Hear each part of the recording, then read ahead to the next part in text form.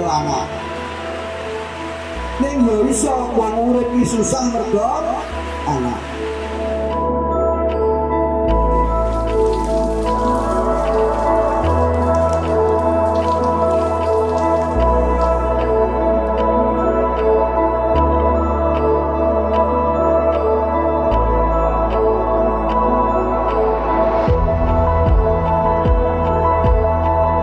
Nanemaken karakter dateng calon putra napa putri kanjeng kandhut, mugi-mugi minjang manawi lahir dadosa putra ingkang saleh lan salehah.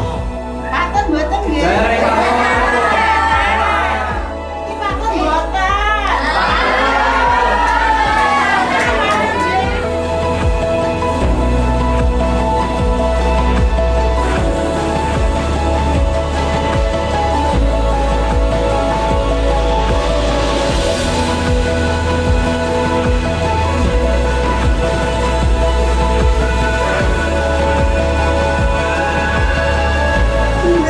Dunia kuwi pancen diarani gampang yo gampang, diarani gampang yo.